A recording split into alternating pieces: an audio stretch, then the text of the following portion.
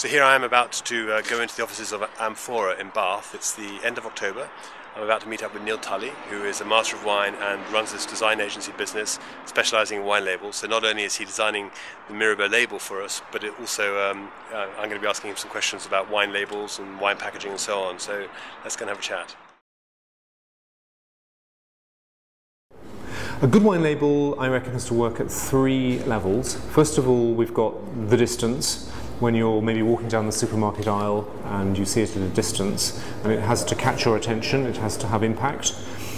Secondly, when you've engaged with it at arm's length, it needs to provide information. This is where the brain clicks in, and it should present that in a really logical and clear fashion with a hierarchy. So maybe it's the country first, followed by the varietal, followed by who made it. But that has to really work in a consistent way. And then finally, you've got it at home, it's on your table, and maybe I noticed something that I hadn't first noticed in the shop, which says there's another dimension to this. And if a packaging can work at those 3 levels, then it's gone a long way to being successful. I think if a customer has a country or a grape type which they know and understand, or which appeals to them, that's a good starting place. And maybe a grape type is a good clue to a wine style and the set of flavours that will be there. But always keep an open mind, and wine is a bit of a journey of discovery, and everybody's on it to one extent or another. Unfortunately, wine is enormously complicated.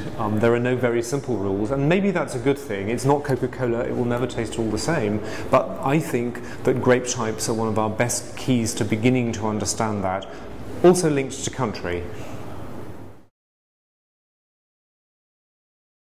I think old world wine packaging has baggage, it has history, it has many complex laws that sometimes prevent them being labelled in as accurate a way as we might all like and the market may like. Fortunately, the new world is less encumbered sometimes by this, so they can label varietally, and that, I think, can help consumers enormously. But we are beginning to see slowly varietals creep onto Burgundy labels, onto Bordeaux labels. It's a fine balance because it could be at a risk of dumbing things down, and at the end of the day, red Burgundy isn't just Pinot Noir, although that's the grape. There is more at work there, so we have to find that right balance. But it is all horribly complicated. I think there's increasing pressure to look at alternative packaging formats. PET has had some interesting experiments, lightweight glass, Tetra Prisma, bag-in-box. Wine is an enormously conservative product and category, and therefore, by definition, the market is sometimes resistant to it. I think potentially PET could work, but it's an incremental series of steps that have to be taken, rather like the adoption of screw caps. So it may take time, but inevitably things may move in that direction. Without any doubt, a screw cap. I think it's much better understood now. I personally love to find a screw cap on a bottle of white or rosé wine because I know it's going to be in good condition, and the technology is much better understood now, so the risk of any problems with the wine is almost zero. We had a really big challenge to develop a scratch and sniff wine label. I think it's probably the first ever, which did present some interesting problems in that we didn't want to reveal instantaneously the actual nature of the wine, and legally wine should bear a full description of its contents, but we can get around that in certain ways. And indeed, yes, it did have scratch and sniff strips on it in order to smell the wine before you open the bottle. Interesting idea. Did it work? I believe it did, and interestingly, not to portray it as a gimmick, but something that in a slightly quirky way is engaging, and anything that helps, I think, further engagement with wine on whatever level has to be a good thing.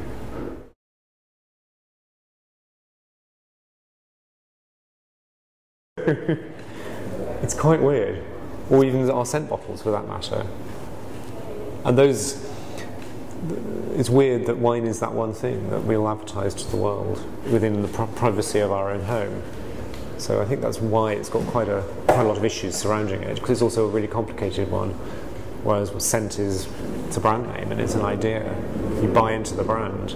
haven't got to understand it, or feel you've got to understand how it was made, or by who, or what ingredients, or anything else. You just take it at face value. But somehow we all feel with wine that you almost kind of have to know something about the vineyard, where it was made, or the grapes it was produced from.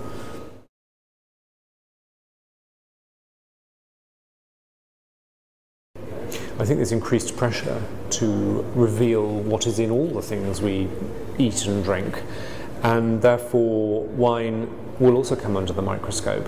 And I think to a large extent the industry is pushing that forward to try and not to confuse but to reveal, and certainly we're seeing alcohol units beginning to be shown on front labels, and whilst it's not necessarily legislated for yet, that move is already starting to happen.